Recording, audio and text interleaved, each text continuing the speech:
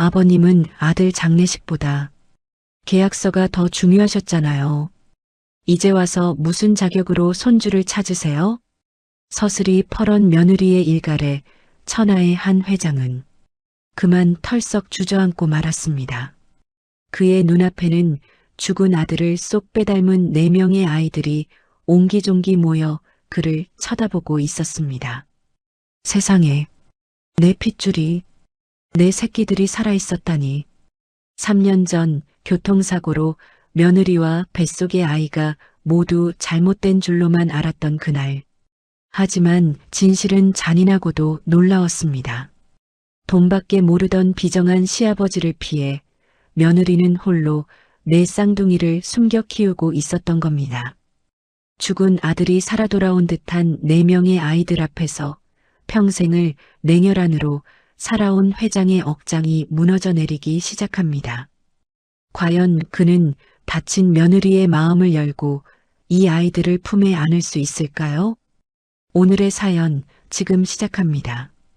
구독해 주시면 채널 운영하는데 큰 도움이 됩니다.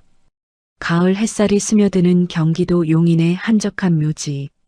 검은 벤치에서 내린 한진우가 단정한 검은 양복을 매만지며 묵묵히 걸음을 옮겼습니다. 한성그룹 회장이라는 막중한 지위에도 불구하고 이곳에서만큼은 그저 아들을 잃은 아버지일 뿐이었어요. 회장님, 벌써 3년이 흘렀습니다. 박 실장이 조심스레 말했습니다. 한진우는 대답 없이 아들 한승민의 묘비 앞에 무릎을 꿇었어요. 차가운 대리석에 새겨진 글자를 손끝으로 쓰다듬으며 그의 눈가가 촉촉해졌습니다. 승민아, 아버지가 왔다. 옆에 있지 못해서 아직도 마음이 찢어진다. 한진우의 목소리가 떨렸습니다. 그날 아버지는 중국에 있었지. 마지막 얼굴도 못 보고 널 보냈다. 그때였습니다. 묘지 뒤편에서 아이들의 웃음소리가 고요한 공기를 가르며 전해졌어요. 엄마, 우리 꽃 따왔어요. 밝은 웃음. 4명의 아이들이 꽃밭 사이를 뛰어다니며 천진난만하게 놀고 있었어요. 순간 한진우의 심장이 멈춰버렸습니다. 어림없는 일인데 이 얼굴이. 한진우는 숨을 삼키며 중얼거렸습니다. 박 실장이 다가와 말했다. 회장님? 무슨 일 보이십니까? 이럴 수가. 한진우의 입술이 떨렸어요. 저 아이들 얼굴 좀 보게. 승민이하고 똑같아. 어린 시절 그대로야. 한진우의 손이 덜덜 떨렸습니다. 저 정말입니까? 도련님 어릴 때 그대로라는 말씀이십니까? 박 실장이 놀라 눈을 크게 뜨며 말했습니다.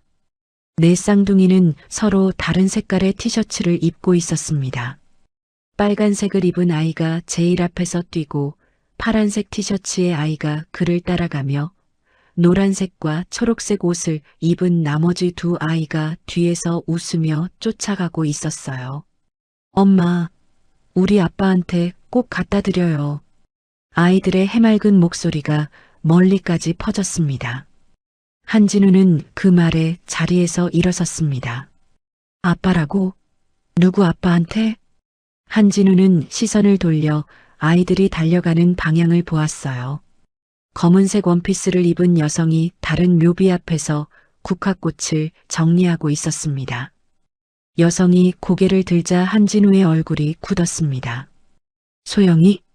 목소리가 터져 나왔습니다. 말도 안 돼. 소영이가 살아있다니. 박 실장이 숨을 들이켰다. 회장님 며느님 아닙니까? 3년 전 돌아가신. 하지만 말이 끝나기도 전에 한진우는 멍한 얼굴로 그 자리에 서 있었습니다. 김소영은 아이들을 품에 안으며 다정하게 미소 지었습니다. 그 모습은 3년 전 한진우가 기억하던 냉랭하고 서먹했던 며느리가 아니라 따뜻하고 자애로운 어머니의 모습이었어요.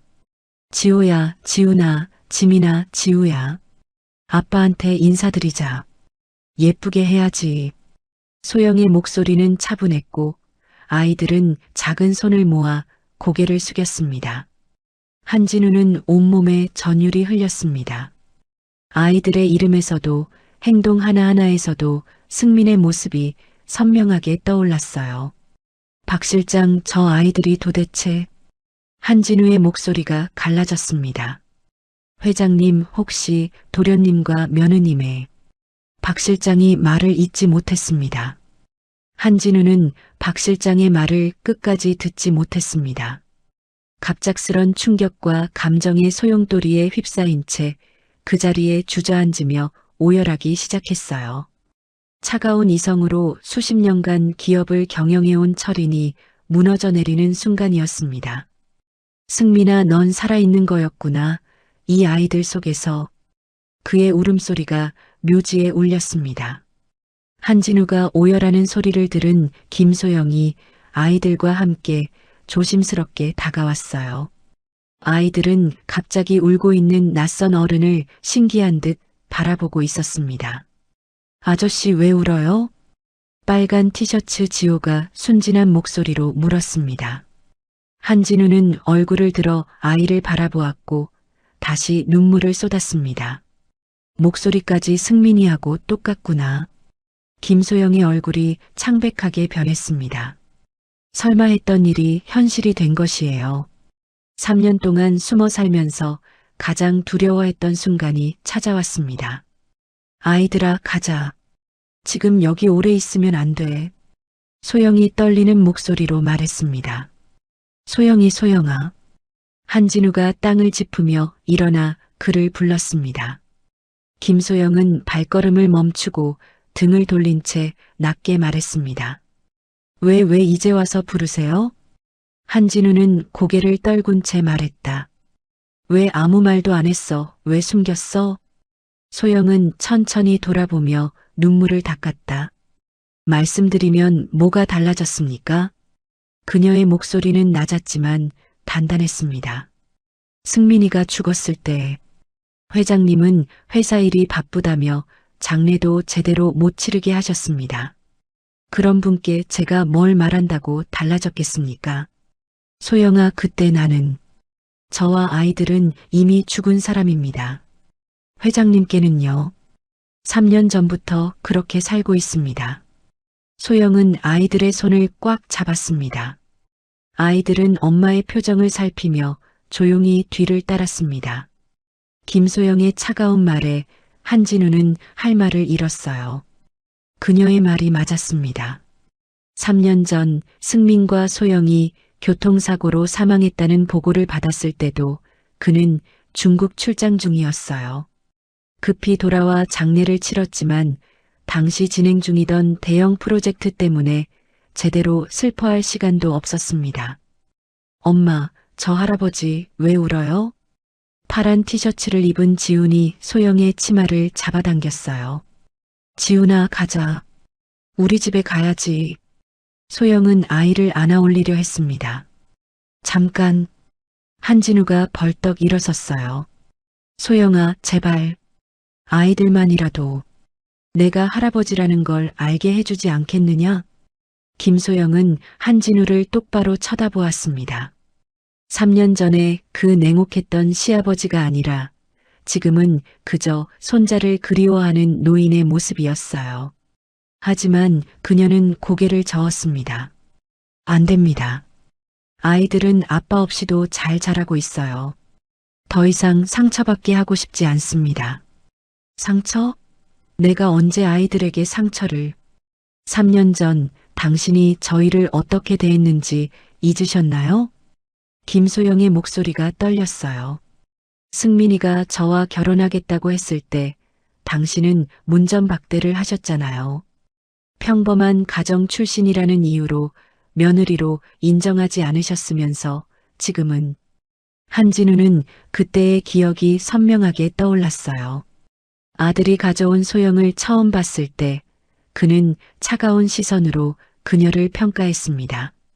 재벌가의 며느리로는 부족하다고 판단했어요.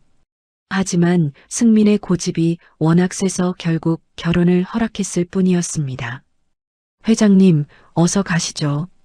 박 실장이 조심스럽게 한진우의 팔을 잡았어요. 하지만 한진우는 꼼짝하지 않았습니다. 그의 시선은 여전히 내 아이들에게 고정되어 있었어요. 승민의 모습을 그대로 간직한 소중한 혈육들이었습니다. 소영아, 나 좀 보자. 아이들 얘기, 우리 따로 만나서 하자. 김소영은 잠시 망설였어요. 그리고는 한숨을 쉬며 답했습니다. 생각해 보겠습니다. 그녀는 아이들의 손을 잡고 묘지를 빠져나갔어요. 한진우는 그들의 뒷모습을 바라보며 다시 한번 눈물을 흘렸습니다. 잃어버린 줄만 알았던 가족이 살아있다는 기쁨과 3년 동안 그들을 외롭게 만든 죄책감이 동시에 밀려왔어요.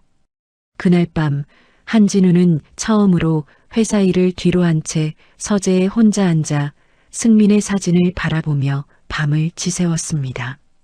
그의 마음속에는 오직 하나의 다짐만이 남아 있었어요. 이번에는 절대 놓치지 않겠다.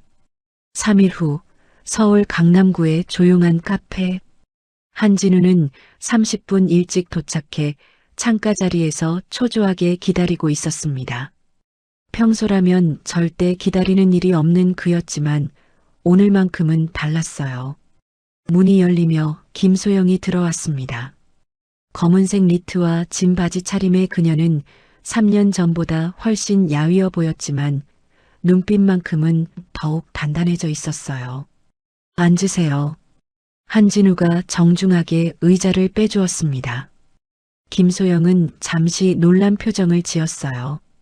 3년 전 그녀가 기억하는 시아버지는 이렇게 배려하는 사람이 아니었습니다. 먼저 사과부터 하고 싶다. 한진우가 머리를 숙였어요. 3년 전 내가 너무 냉정했다. 승민이를 잃은 슬픔에만 빠져서 내 마음은 헤아리지 못했다. 김소영은 놀란 마음을 숨기며 차갑게 대답했습니다. 사과는 필요 없습니다. 이미 지난 일이니까요. 소영아, 아이들 이름이 지호, 지훈, 지민, 지우라고 했지?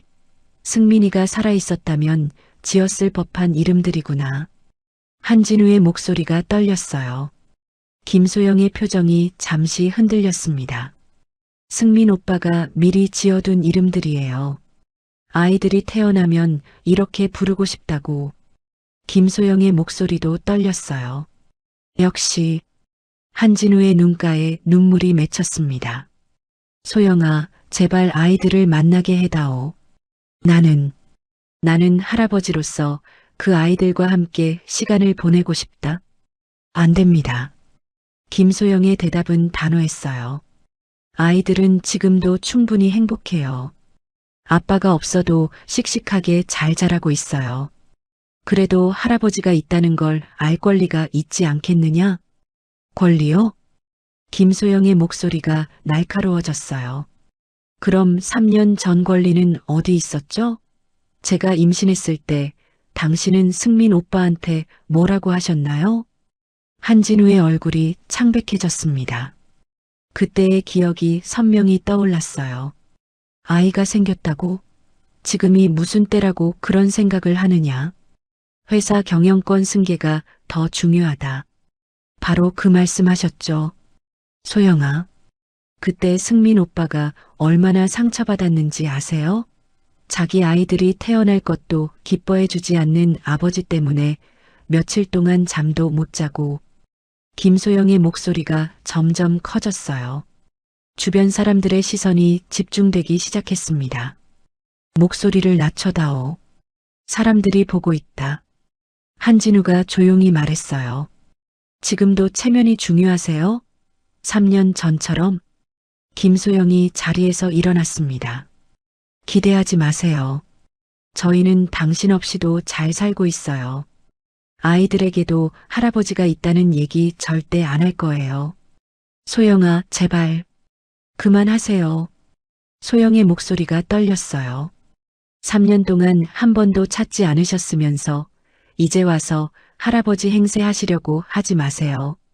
아이들이 당신을 그리워하고 상처받는 꼴 더 이상 못 봐요. 김소영은 그대로 카페를 나가버렸습니다. 한진우는 혼자 남겨진 채 깊은 한숨을 쉬었어요. 같은 시각 한성그룹 본사 전무실에서는 한진우의 동생 한진수가 비서 차과장과 은밀한 대화를 나누고 있었습니다. 형님이 요즘 이상하다는 거죠? 한진수가 의자에 몸을 기대며 물었어요. 예, 전무님. 3일 전부터 갑자기 행동이 달라지셨어요. 회의 중에도 멍하니 있으시고 어제는 중요한 중국 계약 건도 미루겠다고 하시더라고요. 차 과장의 보고에 한진수의 입꼬리 올라갔어요. 혹시 건강상 문제라도 있는 건 아니겠죠? 차 과장이 조심스럽게 물었습니다. 아니야. 형님은 그런 분이 아니야. 한진수는 뭔가 다른 이유가 있을 거라고 확신했어요. 계속 지켜봐. 형님이 어디 가는지, 누구를 만나는지 모두 보고해. 차 과장이 나간 후 한진수는 창밖을 바라보며 혼잣말을 했습니다.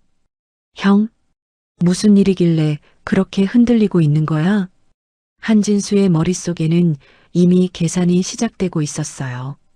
조카 승민이 죽은 후 한성그룹의 후계 구도는 애매해진 상태였습니다.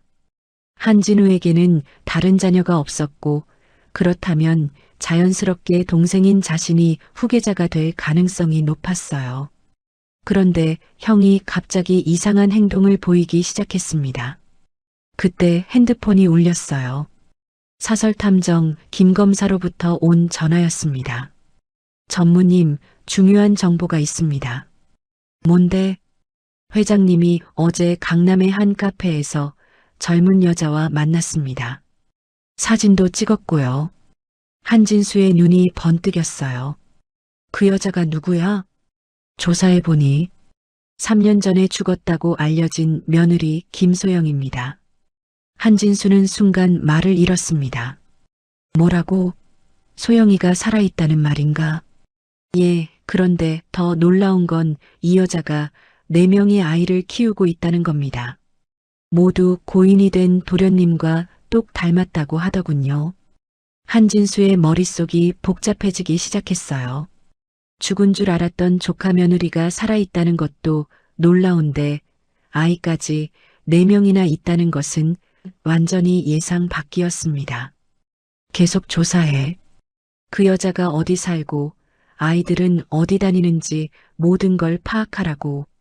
알겠습니다, 전무님. 전화를 끊은 한진수는 깊은 생각에 빠졌어요. 만약 내 아이가 정말 승민의 아들들이라면 한성그룹의 후계 구도가 완전히 바뀔 수 있었습니다. 형이 그 아이들을 후계자로 키울 가능성이 충분했어요. 그건 안 돼. 절대로. 한진수의 눈에 차가운 빛이 돌았습니다. 지난 3년 동안 후계자 자리를 노리며 준비해 온 모든 것이 물거품이 될 수도 있는 상황이었어요. 그는 곧바로 책상 서랍에서 낡은 파일을 꺼냈습니다. 3년 전 승민과 소영의 교통사고 조사 보고서였어요. 당시 급하게 처리됐던 사건이라 제대로 조사되지 않은 부분들이 있었습니다. 그때 정말 사고였을까? 한진수는 파일을 뒤적이며 당시 상황을 되짚어보기 시작했어요. 승민과 소영이 탄 차는 고속도로에서 트럭과 충돌해 승민은 즉사했고 소영은 중상을 입고 병원으로 이송됐지만 실종됐다고 보고됐었습니다. 당시에는 사고 충격으로 기억을 잃고 떠돌다가 숨진 것으로 추정한다고 했었어요. 하지만 지금 보니 의문점이 한두 가지가 아니었습니다. 소영이가 정말 기억을 잃었다면 3년 동안 연락 한 번 없을 리가 없어. 분명히 의도적으로 숨어 지낸 거야. 그런데 왜? 한진수는 점점 확신이 섰어요. 이 모든 상황이 우연이 아닐 가능성이 높았습니다. 누군가가 의도적으로 소영과 아이들을 숨겨뒀을 수도 있었어요. 누구지? 누가 이런 일을 했을까? 그 순간 한진수의 머릿속에 한 인물이 떠올랐습니다. 형의 오랜 측근이자 비서실장인 박 실장이었어요. 그는 한 가족의 모든 일을 꿰뚫고 있는 인물이었습니다. 설마 박 실장이? 한진수는 급히 차과장을 불렀어요. 박 실장의 3년간 동선을 모두 조사해봐. 특히 동거래 내역이나 이상한 행동들 말이야. 알겠습니다, 전무님. 한진수는 의자에 몸을 맡기며 냉소를 지었어요. 만약 자신의 추측이 맞다면 이번에는 형이 흔들릴 차례였습니다. 형? 그 아이들 때문에 나약해지고 있구나. 하지만 나는 절대 이 기회를 놓치지 않을 거야. 한성그룹은 내 것이 되어야 해. 한 주가 흐른 어느 금요일 오후, 서울 송파구 잠실의 한 초등학교 앞은 아이들을 데리러 온 학부모들로 북적거렸습니다. 김소영도 평소와 같이 내 아이들을 기다리며 교문 앞에 서 있었어요. 오후 3시를 가리키는 시계 소리와 함께 아이들이 우르르 나왔습니다. 빨간 가방을 맨 지호가 제일 먼저 뛰어나왔고 파란 가방의 지훈이 그 뒤를 따랐어요. 노란 가방의 지민이와 초록 가방의 지우가 손을 잡고 나오는 모습에 김소영은 미소를 지었습니다.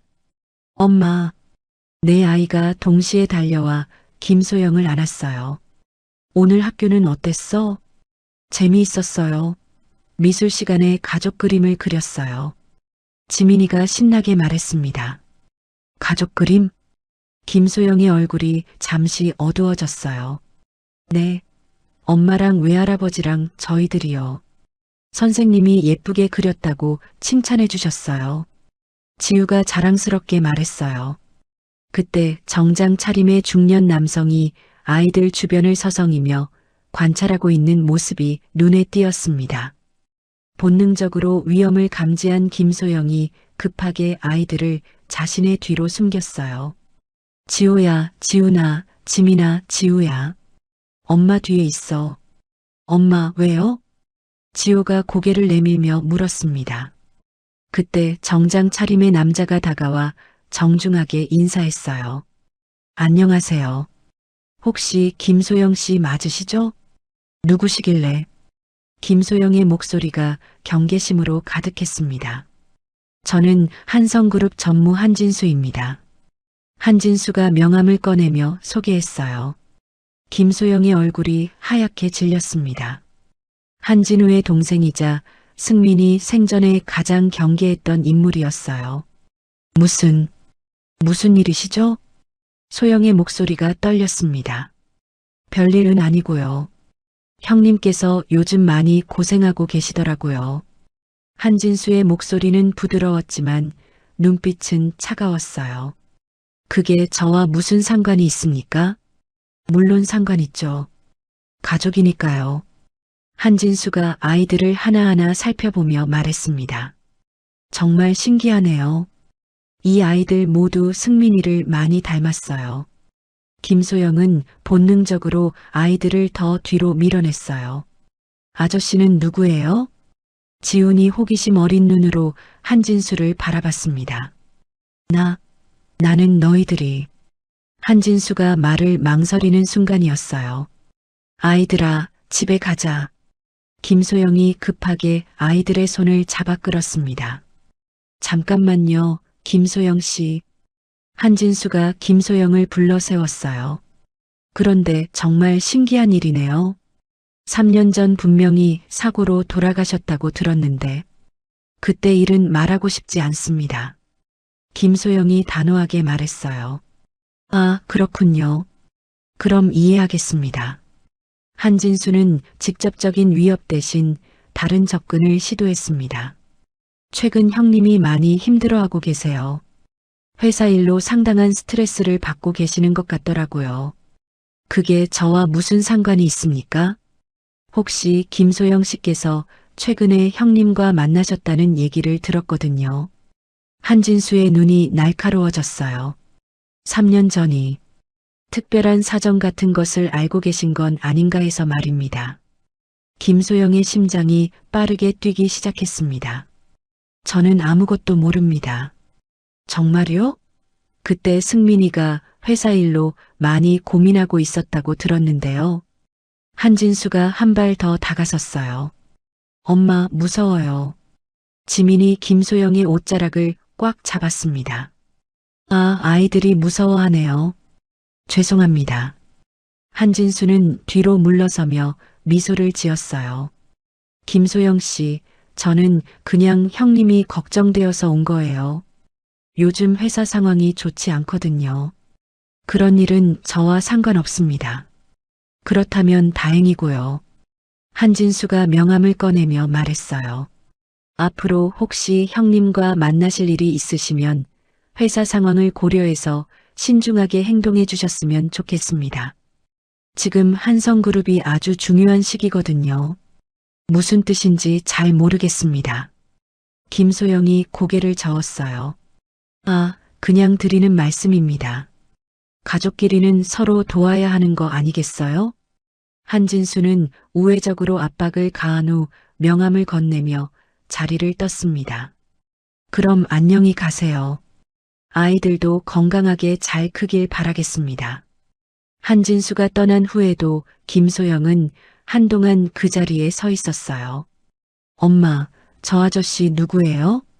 지민이 소영의 치마를 잡아당기며 물었습니다. 몰라도 되는 사람이야. 우리 빨리 집에 가자. 소영은 아이들의 손을 꽉 잡고 서둘러 자리를 떴어요. 그날 저녁 한진우는 평소보다 일찍 집에 돌아와 서재에 앉아 있었습니다. 승민의 사진을 바라보며 소영과의 만남 이후 계속된 복잡한 마음을 정리하려 하고 있었어요. 책상 위에는 미처리된 서류들이 쌓여 있었지만 한진우의 마음은 온통 손자들 생각뿐이었습니다. 승민아, 아버지가 너무 늦게 깨달았구나. 내 아이들이 이렇게 훌륭하게 자라고 있는데. 한진우가 혼잣말을 하고 있을 때였어요. 회장님, 박 실장님이 뵙고 싶어 하십니다. 가정부의 말에 한진우는 고개를 들었어요. 들어오게 해. 박 실장이 들어오자마자 한진우는 그의 표정이 심각하다는 것을 알아챘습니다. 평소 침착한 박 실장도 오늘은 안색이 좋지 않았어요. 무슨 일인가? 회장님, 전무님께서 오늘 김소영 씨 주변을 직접 조사하고 있습니다. 한진우의 눈이 번뜩였어요. 뭐라고? 아이들 학교 앞에 직접 나타나서 김소영 씨와 대화를 나눴다고 합니다. 그런데 박 실장이 망설이는 모습을 보이자 한진우가 다그쳤어요. 그런데 뭐? 박 실장은 더 이상 숨길 수 없다는 듯 깊은 한숨을 쉬었습니다. 회장님, 사실 제가 더 이상 숨길 수 없어서 말씀드립니다. 3년 전 일에 대해서 말입니다. 한진우의 심장이 빠르게 뛰기 시작했어요. 3년 전 그 교통사고, 정말 우연이 아니었습니다. 무슨 소리야? 한진우가 벌떡 일어났습니다. 도련님께서 돌아가시기 일주일 전에 저에게 이런 말씀을 하셨어요. 실장님, 회사에 뭔가 이상한 일이 벌어지고 있어요. 삼촌이 아버지 몰래 수상한 거래를 하고 있는 것 같아요. 한진우의 얼굴이 굳어졌어요. 그래서 도련님이 직접 조사를 시작하셨습니다. 그리고 발견하신 거죠. 전무님께서 회사 자금을 개인적으로 빼돌리고 계셨다는 걸 말입니다. 진수가? 한진우의 목소리가 떨렸어요. 예, 그것도 수백억 원 규모였습니다. 도련님은 그 증거 자료들을 차곡차곡 모으고 계셨어요. 회장님께 보고하기 위해서요. 박 실장의 목소리가 점점 작아졌어요. 그런데 그날 밤, 도련님이 결정적인 증거 자료들을 가지고 집으로 돌아오시는 길에 그 끔찍한 사고가 난 겁니다. 너무나 절묘한 타이밍이었어요. 설마 진수가 그런 짓을. 한진우는 믿기지 않았습니다. 아무리 그래도 친동생이 조카를 해칠 리는 없다고 생각했어요. 더 충격적인 건 그 다음이었습니다. 박 실장이 계속했어요. 김소영 씨는 사고 직후 의식을 잃었는데 병원에서 깨어나자마자 아이들을 지켜야 한다며 계속 울부짖었어요. 그리고 저에게 자신이 죽은 것으로 처리해달라고 간절히 부탁했습니다. 왜 그랬을까? 전무님이 병원에 오셔서 의식을 잃고 있던 김소영 씨 곁에서 이런 말씀을 하셨거든요. 박 실장이 목소리를 더욱 낮췄어요. 승민이가 죽은 건 결국 내 때문이다. 네가 임신해서 승민이를 혼란스럽게 만들었기 때문에 이런 일이 벌어진 거다. 아이들까지 태어나면 한성그룹에는 더 큰 혼란만 올 뿐이야. 한진우는 주먹을 불끈 쥐었어요. 그래서 김소영 씨가 그렇게 무서워하신 거예요. 자신뿐만 아니라 뱃속의 아이들까지 위험에 빠질까 봐서요. 그래서 저에게 필사적으로 부탁하신 거죠. 죽은 것으로 처리해 달라고. 그럼 자니가 3년 동안 그들을 숨겨준 거였나? 죄송합니다, 회장님. 하지만 그때는 그게 김소영 씨와 아이들을 지킬 수 있는 유일한 방법이라고 생각했어요. 한진우는 머리를 두 손으로 감쌌어요. 모든 진실이 한꺼번에 밝혀지는 순간이었습니다. 그런데 회장님께서 우연히 묘지에서 아이들을 발견하신 거예요. 전무님도 그 사실을 알게 되셨고, 이제 김소영 씨는 더욱더 무서워하고 계실 겁니다. 그때 갑자기 한진우의 핸드폰이 울렸어요. 김소영에게서 온 전화였습니다. 여보세요? 회장님. 한진수 전무님이 오늘 아이들 학교까지 찾아왔어요.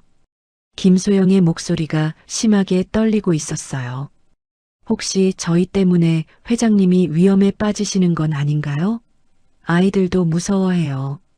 한진우는 핸드폰을 꽉 쥐었습니다. 소영아, 절대 무서워하지 마. 내가 반드시 지켜줄 테니까. 하지만 전무님이 뭔가 알고 있는 것 같아요. 3년 전 일을. 걱정하지 마. 내가 모든 걸 해결할 거야. 정말 괜찮을까요? 내가 약속한다. 너와 아이들에게는 절대 아무 일도 생기지 않을 거야. 전화를 끄는 한진우는 박 실장을 똑바로 바라봤어요. 실장, 3년 전 사건의 모든 증거를 지금 당장 준비해. 이제 진실을 밝힐 때가 됐어. 회장님, 정말로 그러시겠습니까? 진수가 뭘 노리든 상관없어. 이번에는 내가 가족을 지킬 거야. 한진우의 눈에 단단한 결의가 서려 있었습니다. 하지만 회장님, 전무님이 만만한 상대가 아닙니다. 벌써 3년 동안 회사 내에서 자신만의 세력을 차근차근 다져놨을 거예요. 그렇다면 정면 승부를 해야지. 한진우는 창밖의 어둠을 바라보며 말했어요. 과거의 진실을 모두 밝혀내고 내 가족을 지키기 위해서는 한진수와의 마지막 대결을 피할 수 없다. 그 순간 한진우는 처음으로 깨달았습니다. 이번 싸움은 단순한 회사의 권력 다툼이 아니라 진정한 가족을 되찾고 지키기 위한 인생을 건 전쟁이라는 것을 말이에요. 며칠 후 한진우는 3년 전 사건의 진상을 파악하기 위해 박 실장과 함께 당시 교통사고 현장을 재방문했습니다. 고속도로 갓길에 서서 사고 지점을 바라보는 한진우의 얼굴은 참담했어요. 정말 여기서. 한진우의 목소리가 떨렸습니다. 네, 회장님. 도련님의 차가 바로 저기서 트럭과 충돌했습니다. 박 실장이 조심스럽게 설명했어요. 당시 CCTV 영상을 다시 확인해 봤는데 트럭 운전사는 사고 직후 어디론가 사라졌습니다. 경찰 조사도 제대로 이루어지지 않았고요. 한진우는 주먹을 꽉 쥐었어요. 그때 핸드폰이 울렸습니다. 회장님, 큰일 났어요. 김소영의 다급한 목소리가 들렸어요. 무슨 일이야? 아이들과 함께 아버지 집으로 피해야겠어요. 한진수 전무님이 계속 저희를 찾고 있대요. 어디로 갈 생각이야? 아버지가 고향인 강원도 정선으로 데려가시겠다고 하세요. 당분간 그곳에 숨어 있을게요. 한진우의 마음이 무거워졌어요. 가족을 다시 찾았지만 또다시 이를 위기에 처한 거였습니다. 소영아, 내가 곧 찾아갈게. 혼자 끙끙 앓지 마. 회장님도 위험할 수 있어요. 오시면 안 돼요. 그런 소리 하지 마. 가족인데 어떻게 혼자 두겠어? 전화를 끄는 한진우는 박 실장에게 말했어요. 정선으로 가자. 소영이 아버지가 어떤 분인지도 만나봐야겠어. 회장님, 혹시 함정일 수도 있습니다. 상관없어. 이제 더 이상 숨어 다닐 수는 없어. 강원도 정선까지 가는 길은 멀고 험했습니다. 산길을 구불구불 올라가며 한진우는 생각에 잠겼어요. 내가 과연 좋은 할아버지가 될 수 있을까? 3년 전처럼 또 실망시키지는 않을까? 정선에 도착했을 때는 이미 해가 뉘엿뉘엿 넘어가고 있었어요. 작은 시골 마을의 한옥집 앞에서 한 남자가 기다리고 있었습니다. 혹시 한진우 회장님이십니까? 60대 중반의 건장한 체격을 가진 남자가 다가왔어요. 네, 저입니다. 저는 김태수입니다. 소영이 아버지고요. 김태수의 얼굴에는 깊은 걱정이 서려 있었어요. 사장님, 이렇게 만나 뵙게 되어서 한진우가 인사하려는데 김태수가 손을 내저었습니다. 그런 인사는 나중에 하시고 일단 들어오세요. 소영이가 기다리고 있어요. 작은 한옥집 안으로 들어가니 김소영이 아이들과 함께 앉아 있었어요. 네 아이들은 한진우를 보자 조금 경계하는 듯 했습니다. 아이들아, 인사드려. 김소영이 아이들에게 말했어요. 안녕하세요. 아이들이 작은 목소리로 인사했습니다. 한진우는 아이들과 눈높이를 맞추며 앉았어요. 안녕, 지호야, 지훈아, 지민아, 지우야. 아저씨가 왔어. 아저씨는 누구예요? 지민이가 호기심 어린 눈으로 물었습니다. 김소영이 한진우를 바라보며 조심스럽게 말했어요. 이 아저씨는 아빠의 친구 진우 아저씨야. 한진우는 가슴이 아팠지만 이해했어요. 아직은 할아버지라고 말하기엔 이른 것 같았습니다.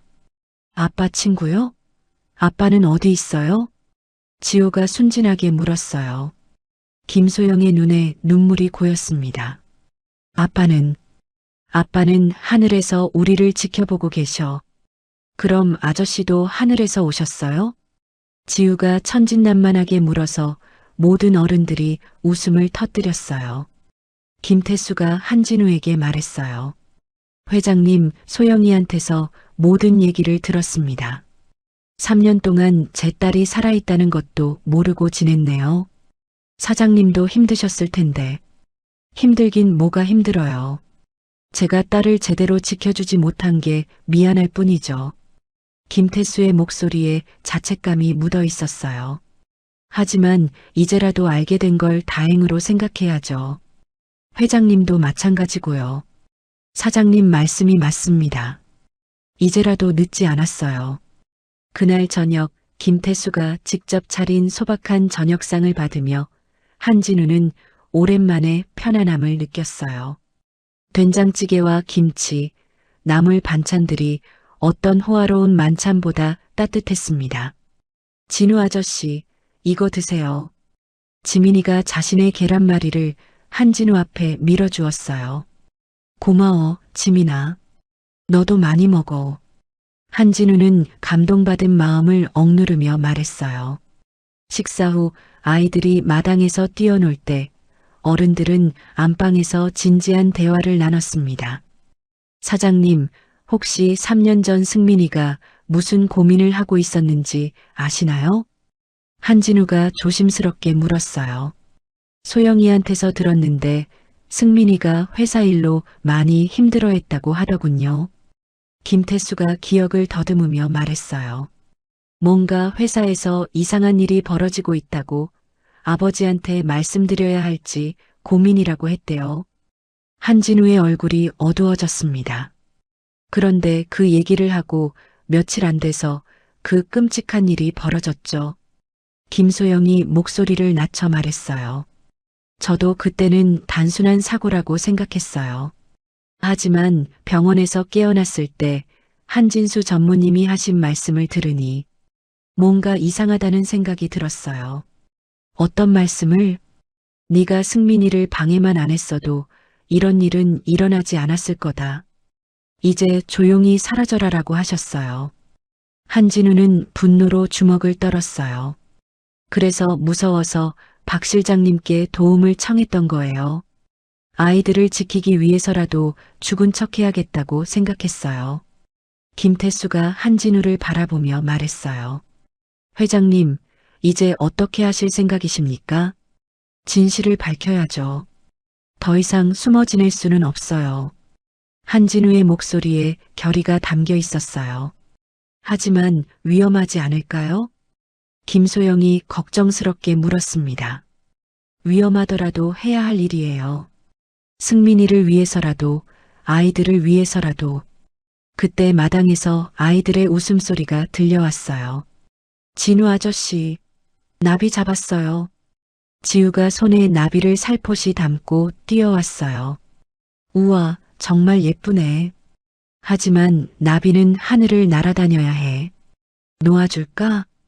한진우가 부드럽게 말했어요. 네, 나비야, 자유롭게 날아다녀. 지우가 나비를 하늘로 날려보냈어요. 그 모습을 보며 한진우는 깨달았습니다. 자유롭게 날아다니는 나비처럼 아이들도 두려움 없이 살 권리가 있다는 것을 말이에요. 소영아, 나 좀 믿어봐. 이번에는 절대 실망시키지 않을 테니까. 김소영이 한진우를 바라봤어요. 그의 눈에서 3년 전과는 다른 진심을 읽을 수 있었습니다. 알겠어요. 하지만 조심하세요. 아이들만큼은 다치면 안 돼요. 당연하지. 이제 아이들이 내 전부야. 그날 밤 한진우는 처음으로 시골집 사랑방에서 밤을 보냈어요. 아이들이 자기 전에 와서 진우 아저씨 잘 자요라고 인사하는 소리를 들으며 그는 새로운 희망을 품었습니다. 비록 아직은 할아버지라고 부르지 못하지만 언젠가는 진짜 가족이 될 수 있을 거라는 믿음이 생겼어요. 그리고 그 믿음이 한진수와 맞설 용기를 주었습니다. 이제 정말로 가족을 지킬 때가 된 거예요. 그로부터 2개월이 흘렀습니다. 한진우는 매주 주말마다 정선을 찾아가 점진적으로 아이들과 관계를 쌓아가고 있었어요. 처음에는 어색했지만 이제는 아이들이 진우 아저씨를 기다리는 모습이 역력했습니다. 이번 주말에도 한진우는 특별한 선물을 준비했어요.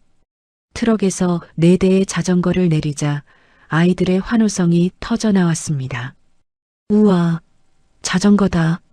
지호가 가장 먼저 뛰어와 빨간 자전거를 만졌어요. 진짜 우리 거예요?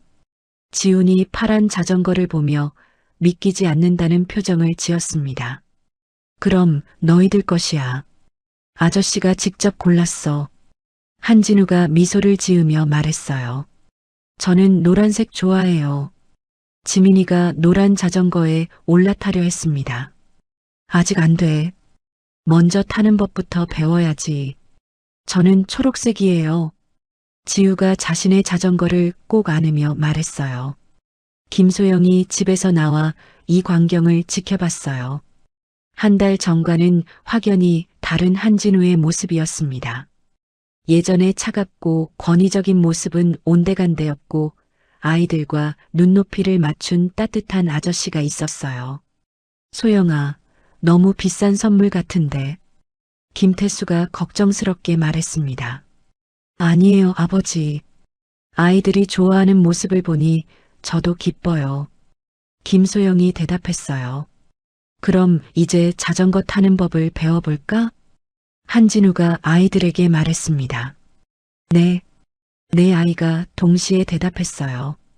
오후 내내 정선의 작은 마을길에서는 한진우와 내 아이들의 즐거운 웃음소리가 울려 퍼졌어요. 한진우는 한 명씩 돌아가며 자전거 뒤를 잡아주며 균형 잡는 법을 알려줬습니다. 진우 아저씨, 놓지 마세요. 지호가 떨리는 목소리로 말했어요. 걱정 마, 아저씨가 꽉 잡고 있어. 하지만 실제로는 한진우가 이미 손을 놓은 상태였어요. 지호는 혼자서도 자전거를 타고 있었습니다. 지호야, 너 혼자 타고 있어. 정말요? 지호가 뒤를 돌아보다가 그만 넘어져 버렸어요.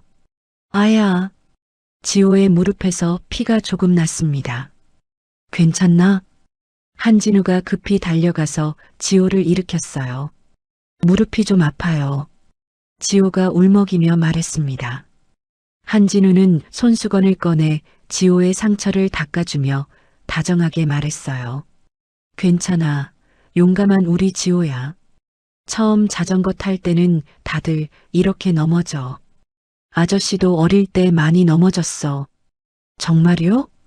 정말이야. 그런데 포기하지 않고 계속 연습하면 언젠가는 정말 잘 타게 돼. 지호는 다시 일어나 자전거에 올라탔어요. 이번에는 한진우가 손을 놓아도 넘어지지 않고 천천히 페달을 밟아 나갔습니다. 해냈다. 지호가 해냈어. 다른 아이들이 박수를 치며 환호했어요. 그 순간 한진우의 눈에 눈물이 맺혔어요. 이런 소소한 순간이 이렇게 행복할 수 있다는 것이 놀라웠습니다. 승민이 어렸을 때도 이런 추억을 만들어줬다면 어땠을까 하는 아쉬움도 함께 밀려왔어요. 저녁이 되어 모든 아이들이 자전거를 탈 수 있게 되었을 때 김소영이 저녁 식사를 준비했습니다. 한진우는 처음으로 소영이 직접 만든 집밥을 제대로 맛볼 수 있었어요. 간단한 음식인데 괜찮으실지. 소영이 겸손하게 말했습니다. 아니에요. 정말 맛있어요. 한진우는 진심으로 대답했어요. 김치찌개와 계란말이, 나물 반찬들이 어떤 고급 레스토랑보다도 맛있게 느껴졌습니다. 진우 아저씨, 우리 엄마 요리 진짜 맛있죠? 지민이가 자랑스럽게 말했어요.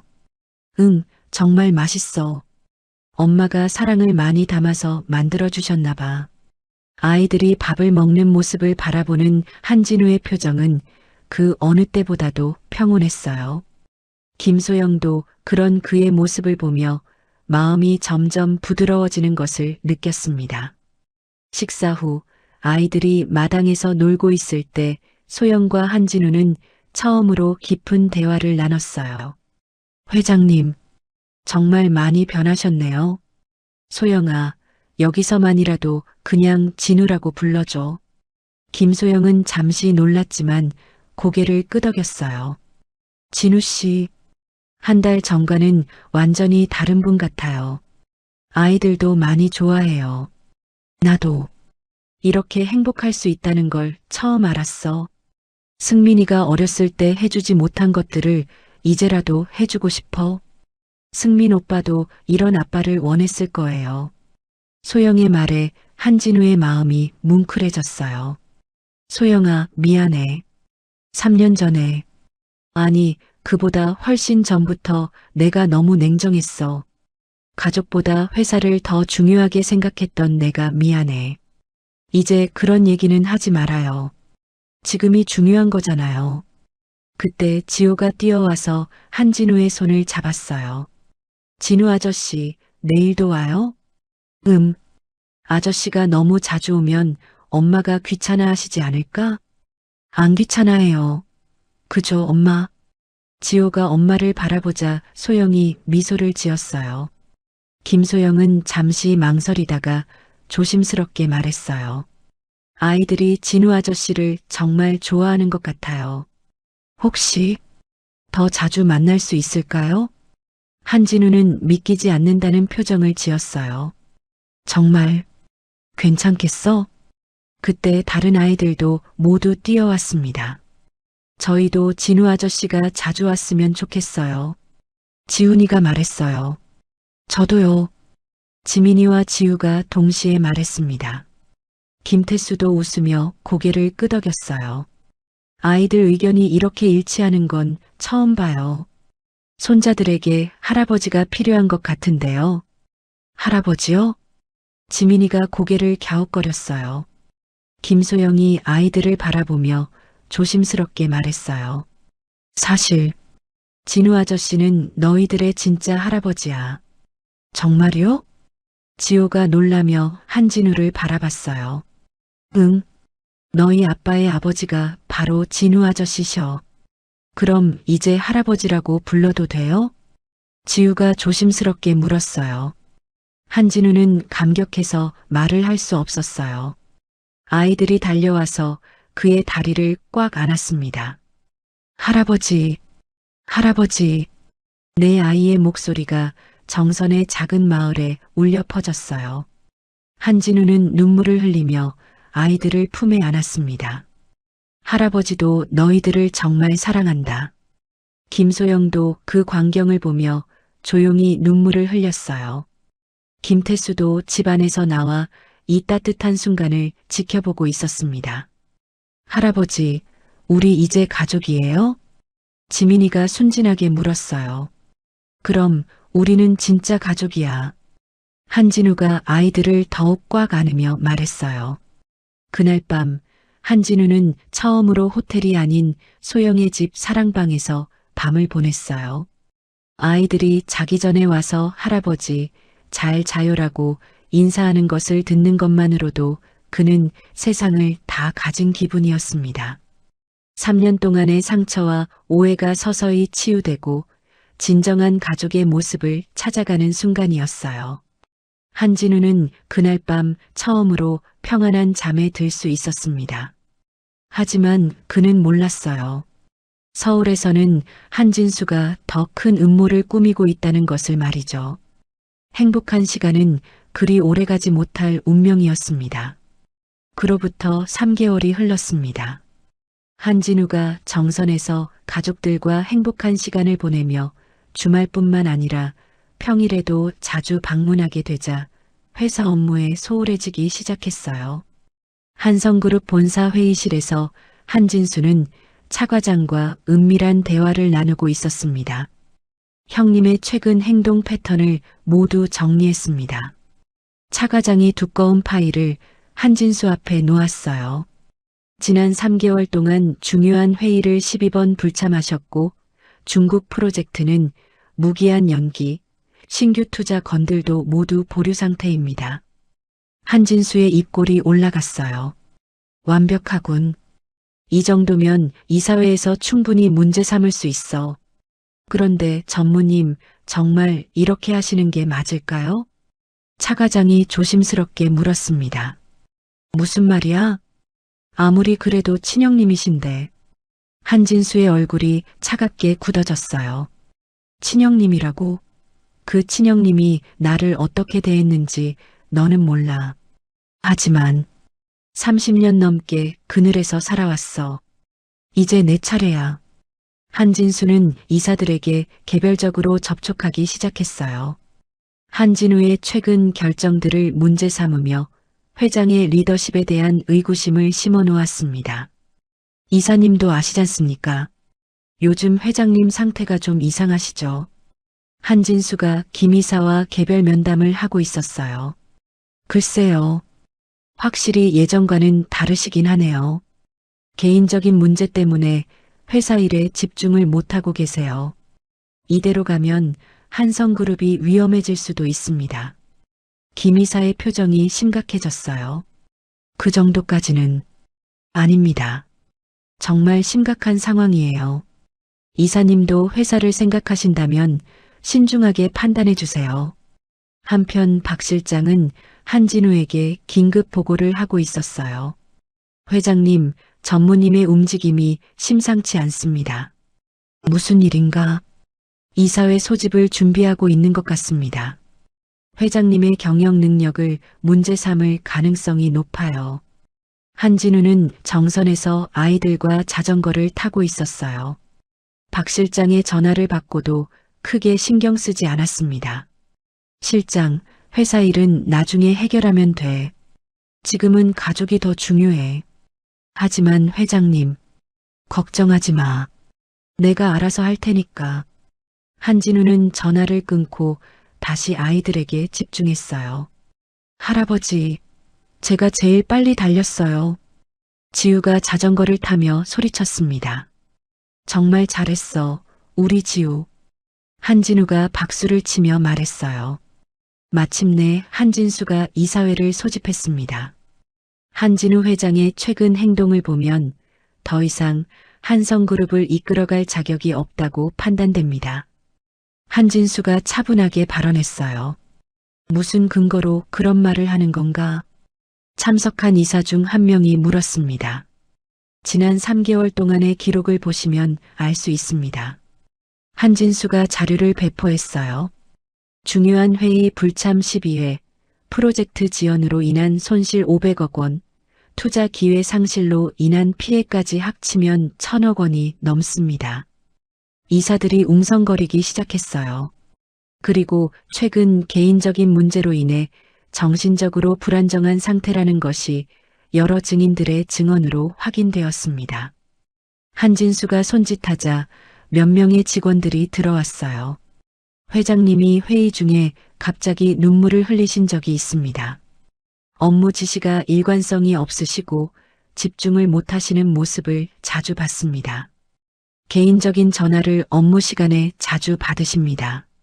하나하나가 모두 사실이었어요. 한진우는 최근 아이들과 소영 때문에 회사 일에 소홀했던 것이 사실이었습니다. 이사회가 열리는 날 한진우는 뒤늦게 서울로 올라왔어요. 이사회실에 들어간 한진우는 적대적인 분위기를 느꼈습니다. 평소 그를 지지했던 이사들조차 시선을 피하고 있었어요. 형님, 변명하실 말씀이 있으시면 하세요. 한진수의 목소리에는 승리감이 묻어 있었어요. 한진우는 할 말을 찾지 못했습니다. 모든 것이 사실이었기 때문이에요. 회장님, 답변해 주시기 바랍니다. 김 이사가 엄숙하게 말했어요. 나는 가족과 시간을 보낸 것뿐입니다. 가족이라고 하셨습니까? 한진수가 냉소를 지었어요. 형님, 지금 한성그룹이 어떤 상황인지 모르세요? 회의 만건은 가까스로 부결되었지만 한진우는 한 달 안에 경영 정상화를 보여주지 못하면 해임될 것이라는 최후 통첩을 받았어요. 그날 저녁 한진우가 정선으로 돌아왔을 때 그의 얼굴은 처참했습니다. 어떻게 된 거예요? 김소영이 걱정스럽게 물었어요. 진수가 내 자리를 노리고 있어. 최근 내가 회사 일을 소홀히 한 걸 빌미로 삼아서. 그럼 어떻게 해야 해요? 서울로 돌아가야 해. 당분간은 회사 일에만 집중해야 할 것 같아. 김소영의 얼굴이 창백해졌어요. 다시 예전으로 돌아가는 건 아닐까 하는 두려움이 밀려왔습니다. 그럼 저희는 어떻게 되는 거예요? 한진우는 김소영의 눈을 바라봤어요. 그 안에 담긴 불안과 걱정을 읽을 수 있었습니다. 소영아, 미안해. 하지만 지금은. 알겠어요. 김소영이 한진우의 말을 끊었어요. 회사가 더 중요하죠. 그게 아니야. 지금 회사를 잃으면 아이들도 지킬 수 없어. 진수가 어떤 인간인지 너도 알잖아. 한진우의 말에 소영도 심각성을 느꼈어요. 한진수가 한성그룹을 차지하면 자신들의 존재가 더욱 위험해질 수 있었습니다. 그때 지호가 뛰어왔어요. 할아버지, 왜 이렇게 어두운 얼굴이에요? 한진우는 억지로 미소를 지으며 지호를 안아 올렸어요. 아니야, 할아버지는 괜찮아. 정말요? 그럼 내일도 같이 놀 수 있어요? 한진우는 대답할 수 없었어요. 지호의 순진한 질문이 더욱 가슴을 아프게 했습니다. 지호야, 할아버지가 잠깐 서울에 가셔야 할 것 같아. 김소영이 조심스럽게 말했어요. 언제 돌아와요? 한진우와 소영은 서로를 바라봤어요. 둘 다 답을 알 수 없었습니다. 그날 밤 아이들이 잠든 후 한진우와 소영, 김태수는 마당에서 긴 대화를 나눴어요. 정말 가셔야 해요? 김소영이 물었어요. 지금 가지 않으면 모든 걸 잃을 수도 있어. 한성그룹뿐만 아니라 너희들도 지킬 수 없게 될 거야. 하지만 3년 전처럼 되는 건 아니겠죠? 저희를 잊어버리는 건 아니겠죠? 소영의 목소리가 떨렸어요. 절대 그런 일은 없어. 내가 약속할게. 한진우가 소영의 손을 잡았어요. 하지만 걱정이 돼요. 회장님이 서울로 가시면 또 예전의 한진우 회장으로 돌아가실까봐. 그렇지 않아. 이제는 달라. 너희들이 있으니까. 김태수가 두 사람을 바라보며 말했어요. 소영아, 이번에는 한진우 씨가 진심으로 변한 것 같다. 믿어보자. 하지만 소영의 불안은 쉽게 가시지 않았어요. 한 달 전까지만 해도 냉혹했던 그가 이렇게 갑자기 바뀔 수 있을까? 회사의 위기 앞에서도 가족을 우선시할 수 있을까? 다음 날 새벽 한진우는 짐을 싸며 서울로 떠날 준비를 했어요. 아이들은 모두 자고 있었지만 지민이만 깨어서 조용히 나와 있었습니다. 할아버지, 정말 가야 해요? 응, 지민아.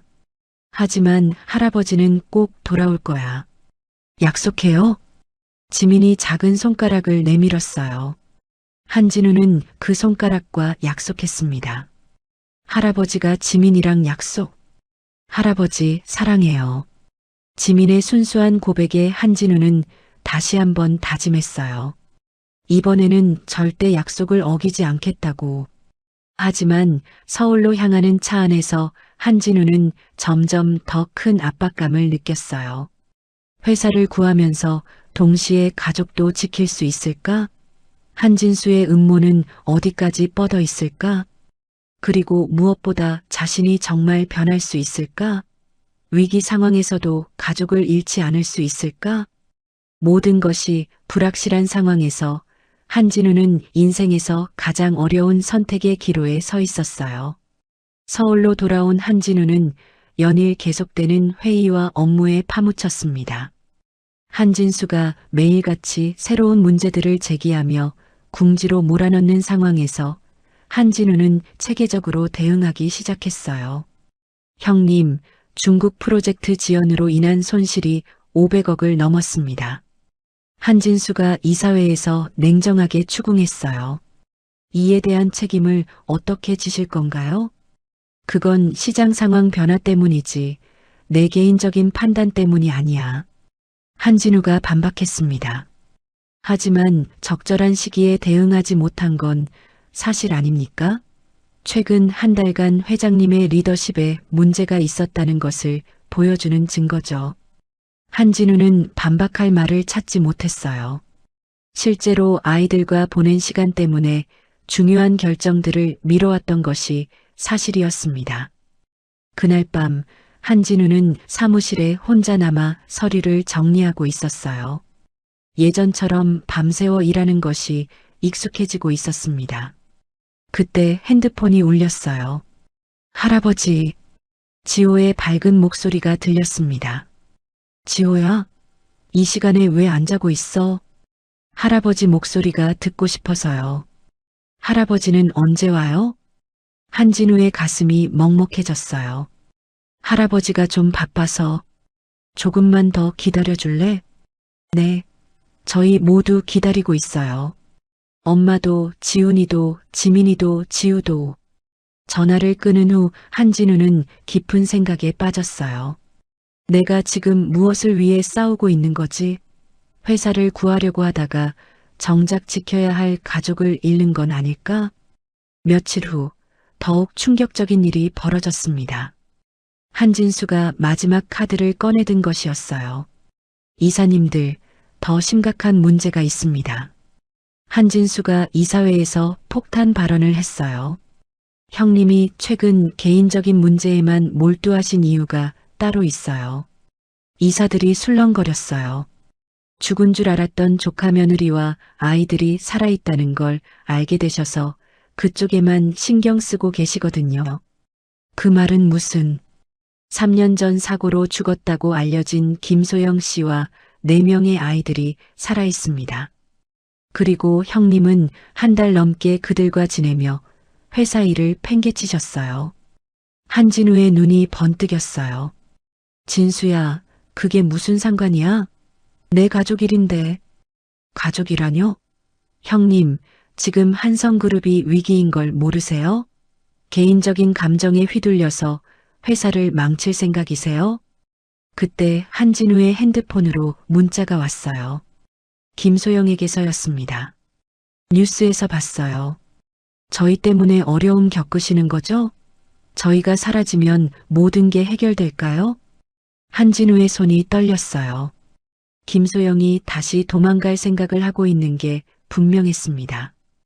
이사회를 중단하고 급히 정선으로 향한 한진우는 김소영이 짐을 싸고 있는 모습을 발견했어요. 아이들은 뭔가 심상치 않은 분위기를 느끼고 있었습니다. 소영아, 뭐 하는 거야? 죄송해요. 저희가 있으면 회장님만 힘들어지시잖아요. 차라리 저희가 사라지는 게 안 돼. 한진우가 소영의 손에서 가방을 빼앗았어요. 절대 그런 일은 없어. 하지만 뉴스가 중요한 게 아니야. 너희들이 중요해. 한진우는 소영의 어깨를 잡고 진심을 담아 말했어요. 소영아, 내가 깨달은 게 있어. 회사를 지키려고 가족을 잃으면 무슨 의미가 있겠어? 3년 전에 이미 그런 실수를 했는데 또 반복할 순 없어. 하지만 회사는 어떡해요? 회사보다 가족이 더 중요해. 이제 내가 증명할 거야. 김태수가 나와서 말했어요. 소영아, 이번에는 한진우 씨가 진심인 것 같다. 믿어보자. 김소영이 한진우를 바라봤어요. 그의 눈에서 진정한 결심을 읽을 수 있었습니다. 알겠어요. 하지만 정말 조심하세요. 다음 날 한진우는 충격적인 결정을 내렸어요. 김소영과 아이들, 김태수와 함께 기자회견을 열어 모든 진실을 공개하기로 한 것이었습니다. 저는 오늘 한성그룹 임직원과 국민 여러분께 말씀드리고 싶은 것이 있습니다. 기자회견장에는 수많은 기자들과 방송사 카메라가 집중되어 있었어요. 3년 전 제 아들 한승민과 며느리 김소영이 교통사고를 당했습니다. 아들은 그 자리에서 숨졌고 며느리는 실종되었다고 알려졌습니다. 기자들이 집중하기 시작했어요. 하지만 최근에 알게 된 사실은 그 사고가 단순한 사고가 아니었다는 것입니다. 한진우는 박 실장이 준비한 자료들을 공개하기 시작했어요. 제 동생 한진수 전무는 3년 전부터 회사 자금을 개인적으로 유용해 왔습니다. 제 아들 승민이 그 사실을 알고 증거를 수집하던 중 의문의 교통사고를 당한 것입니다. 회장실에서 이를 지켜보던 한진수의 얼굴이 새파랗게 질렸어요. 그리고 며느리 김소영과 4명의 손자들이 살아있다는 것도 알게 되었습니다. 이들은 3년 동안 위협을 느끼며 숨어서 살아왔습니다. 한진우는 목소리를 높였어요. 저는 이 자리에서 분명히 말씀드립니다. 제가 최근 회사 일보다 가족일에 신경 쓴 것이 사실입니다. 하지만 그것이 잘못된 일이라고 생각하지 않습니다. 기자들이 웅성거렸어요. 기업을 경영하는 사람도 인간입니다. 가족을 사랑하고 손자들과 시간을 보내고 싶어 하는 것이 잘못인가요? 오히려 그런 인간적인 CEO가 더 좋은 경영을 할 수 있다고 생각합니다. 한진우의 진심 어린 고백에 기자들도 숙연해졌어요. 앞으로 저는 가족과 회사, 2마리 토끼를 모두 잡겠습니다. 그리고 한진수 전무의 비리에 대해서는 법적 조치를 취할 것입니다. 기자회견이 끝난 후 여론은 완전히 바뀌었어요. 한진우의 솔직한 고백과 가족을 향한 진심에 많은 사람들이 감동했습니다. 오히려 한진수의 비리와 조카를 해친 의혹에 대한 분노가 터져나왔어요. 인간적인 CEO의 모습에 감동받았다. 가족을 사랑하는 할아버지의 마음이 전해진다. 한진수 전무의 비리를 철저히 수사해야 한다. 언론과 시민들의 반응이 뜨거웠어요. 그날 저녁 한진수는 결국 모든 혐의를 인정하며 한성그룹에서 물러났어요. 3년간 꾸며온 음모가 완전히 무너진 것이었습니다. 형님, 이렇게까지 하실 건 없었는데. 한진수가 마지막 순간에 한진우를 찾아왔어요. 진수야, 네가 승민이에게 한 일을 생각하면 이 정도도 너무 관대한 거야. 저는 그냥 회사가 아까워서. 회사가 아까우면 정정당당하게 경쟁했어야지. 어떻게 조카를. 한진우는 더 이상 말하지 않았어요. 이미 모든 게 끝났기 때문이었습니다. 정선으로 돌아온 한진우를 아이들이 모두 나와서 맞이했어요. 할아버지, 내 아이가 동시에 달려와 그를 안았습니다. 할아버지가 돌아왔다. 이제 절대 떠나지 않을 거야. 한진우는 아이들을 꽉 안으며 약속했어요. 김소영도 그의 앞에 섰어요. 이제 정말로 할아버지라고 불러도 되는 거죠? 그럼 우리는 진짜 가족이야. 김태수도 웃으며 말했어요. 이제야 진짜 가족이 됐네요. 그날 밤 온 가족이 함께 저녁을 먹으며 앞으로의 계획에 대해 이야기했어요. 할아버지, 이제 서울 안 가요? 지호가 물었어요. 가긴 가야지. 하지만 매일 집에 와서 너희들과 함께 저녁 먹을 거야. 정말이요? 정말이야. 이제 가족이 제일 중요하니까. 한진우는 이번에는 정말로 지킬 수 있는 약속이라고 확신했어요. 진실을 밝히고 가족을 지켜낸 그에게는 이제 새로운 시작이 기다리고 있었습니다. 한진우의 기자회견 이후 1년이 흘렀습니다. 한성그룹은 가족 친화적 기업 문화와 직원들의 일과 가정의 균형을 중시하는 경영 방침으로 업계의 모범 사례가 되었어요. 한진우는 오후 6시 정시 퇴근을 원칙으로 하면서도 회사 실적을 크게 향상시켜 진정한 리더십의 변화를 보여주었습니다. 회장님, 오늘도 정시 퇴근하셔야죠. 박 실장이 미소를 지으며 말했어요. 맞아, 오늘 지호 생일이지. 한진우는 서류를 정리하며 일어났습니다. 예전과는 완전히 다른 모습이었어요. 이제 그는 오후 6시가 되면 어김없이 회사를 떠나 가족에게 돌아갔습니다. 그런데도 한성그룹의 실적은 오히려 더 좋아졌어요. 직원들이 행복해하니 업무 효율성도 높아졌고 가족 친화적 기업 이미지로 인해 사회적 평판도 크게 개선되었습니다. 서울 강남의 새 집에 도착한 한진우는 아이들의 환영을 받았어요. 김소영과 아이들은 이제 서울에서 살고 있었습니다. 아이들은 좋은 학교에 다니고 소영은 작은 베이커리 카페를 운영하며 자신의 꿈을 이루고 있었어요. 할아버지, 빨리 와요. 지호가 9살 생일 모자를 쓰고 달려왔습니다. 우리 생일 주인공, 생일 축하한다. 한진우가 지호를 안아 올렸어요. 거실에는 온 가족이 모여 있었습니다. 김소영, 내 아이들, 그리고 김태수까지. 한진우의 제안으로 김태수도 함께 살게 되었어요. 진정한 3세대 가족의 모습이었습니다. 할아버지, 소원 빌었어요.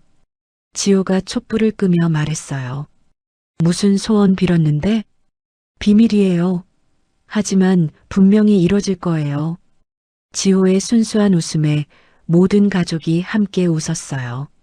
저녁 식사 시간에는 한진우가 특별히 준비한 생일 선물과 김소영이 직접 만든 미역국, 생일 케이크를 함께 나누어 먹었습니다.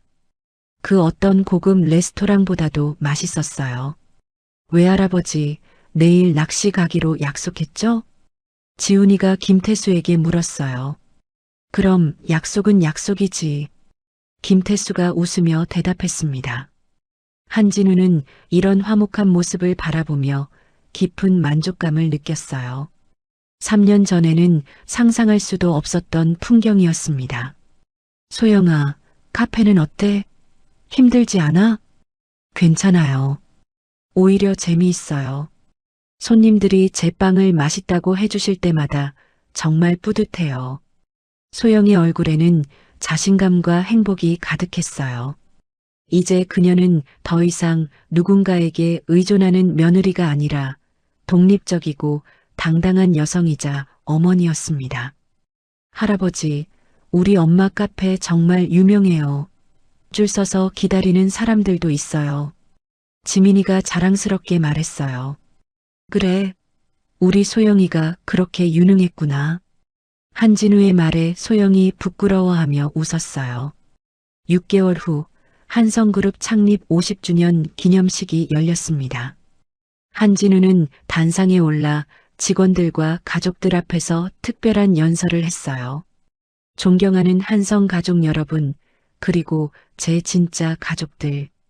한진우는 객석에 앉아 있는 소영과 아이들, 김태수를 바라보며 미소를 지었어요. 50년 전 이 회사를 세울 때 저는 성공만이 전부라고 생각했습니다. 하지만 지금은 알겠습니다.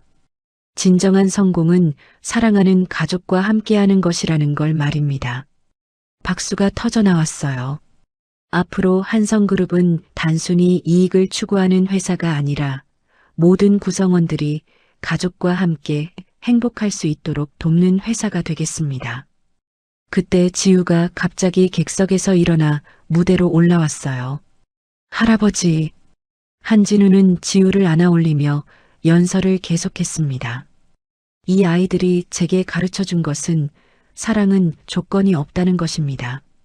권력도 돈도 필요 없이 그저 함께 있는 것만으로도 행복할 수 있다는 걸 배웠습니다. 객석의 모든 사람들이 감동하며 박수를 쳤어요. 기념식이 끝난 후 가족들은 함께 승민의 묘지를 찾았습니다. 3년 전 이 모든 일이 시작된 그곳이었어요. 아빠, 저희 잘 지내고 있어요. 지호가 아버지의 묘비에 손을 올리며 말했어요. 할아버지도 이제 정말 좋은 분이 되셨어요. 지훈이가 덧붙였습니다. 한진우는 승민의 묘비 앞에 무릎을 꿇었어요. 승민아, 미안했다. 아버지가 너무 늦게 깨달았지만 이제는 네가 원했던 아버지가 되었을 거야. 내 아들들을 잘 키우고 있어. 너처럼 착하고 따뜻한 아이들로 말이야. 김소영도 남편의 묘비에 꽃을 바치며 조용히 말했어요. 승민 오빠 고마워요. 아버님이 진짜 할아버지가 되어주셨어요. 아이들도 정말 행복해해요. 그날 저녁 집으로 돌아온 가족들은 거실에 모여 앉아 이야기를 나누었어요. 할아버지, 저희 평생 함께 살 거죠? 지민이가 한진우의 무릎에 앉으며 물었습니다. 당연하지, 우리 지민이. 할아버지가 어디 가겠어? 진짜 약속해요? 진짜 약속해. 한진우는 아이들 하나하나와 약속했어요. 이번에는 절대 지킬 수 있는 약속이었습니다. 할아버지, 우리가 커서 어른이 되어도 함께 살 거예요? 지우가 순진하게 물었어요. 물론이지. 우리는 영원한 가족이야. 김소영이 한진우를 바라보며 말했어요. 정말 많이 변하셨네요. 3년 전에는 상상도 못했던 일이에요. 나도 그래. 이렇게 행복할 수 있다는 걸 몰랐어. 김태수도 웃으며 말했어요. 이제야 진짜 가족 같네요. 그날 밤 한진우는 서재에 혼자 앉아 승민의 사진을 바라보며 마지막 다짐을 했어요. 승민아, 이제 아버지는 정말 행복하다. 너의 아들들, 우리 손자들과 함께라서. 그리고 소영이도 이제 진짜 내 딸 같아. 늦었지만 우리 모두 진짜 가족이 되었어. 창밖으로는 아이들이 마당에서 뛰어노는 소리가 들려왔어요. 김소영과 김태수가 그런 아이들을 지켜보며 웃고 있는 모습도 보였습니다. 한진우는 미소를 지으며 사진을 제자리에 놓았어요. 이제 과거의 후회보다는 현재의 행복에 집중할 때였습니다. 3대 독자의 기일날 우연히 발견한 네 쌍둥이들이 가져다 준 기적. 그것은 단순히 혈육을 되찾은 것이 아니라 진정한 사랑과 가족의 의미를 깨닫게 해준 선물이었어요. 한진우는 그날 밤 처음으로 완전한 평안 속에서 잠들 수 있었습니다. 꿈속에서도 아이들의 웃음소리가 계속 들려왔어요. 10년 후 아이들이 모두 성인이 되었을 때에도 이 가족의 사랑은 변하지 않을 것이었습니다. 진정한 가족이 된 그들에게는 이제 무엇도 두렵지 않았어요. 할아버지 사랑해요. 할아버지도 너희들을 정말 사랑한다. 사랑으로 시작해서 사랑으로 끝나는 진정한 가족의 이야기가 완성된 순간이었습니다. 한진우 회장은 3대 독자인 아들을 잃고 절망에 빠져 있었지만 운명처럼 만난 네 쌍둥이 손자들을 통해 진정한 가족의 의미를 깨달았습니다. 권력과 재산보다 소중한 것이 무엇인지 차가운 CEO에서 따뜻한 할아버지로 변화하는 모습은 우리에게 깊은 감동을 주었어요. 김소영도 3년간의 두려움과 상처를 극복하고 당당한 여성으로 성장했으며 아이들은 할아버지의 사랑 속에서 건강하게 자랄 수 있게 되었습니다. 복수와 음모로 얼룩진 한진수의 어둠 속에서도 결국 진실과 사랑이 승리했습니다. 가족이란 혈연을 넘어선 마음의 연결이며 진정한 성공은 사랑하는 사람들과 함께하는 것임을 보여준 이야기였습니다. 늦었다고 생각할 때가 가장 빠른 때라는 말처럼 언제든 새로운 시작은 가능합니다. 이야기를 끝까지 들어주신 분이 계시다면 잘 들었다고 댓글 하나만 남겨주세요. 감사합니다.